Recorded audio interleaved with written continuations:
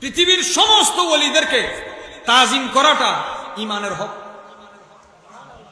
ইমানের, কারো দিলে কারো মহব্বত বেশি হতে পারে, কারো দিলে কম হতে পারে, কারো জবানে কারো প্রশংসা বেশি হতে পারে, কারো কম হতে পারে, কিন্তু কোন ওলিকে জর্রা পরিমাণ বিদ্বেষ করার সুযোগ, কারণ আউলিয়ারা হস্তে কুদরত আজ ইলাহ।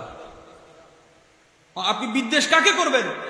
আল্লাহর বন্ধুকে হিংসা করে বিদ্বেষ করে বেলায়েত আপনার নসিব হবে না।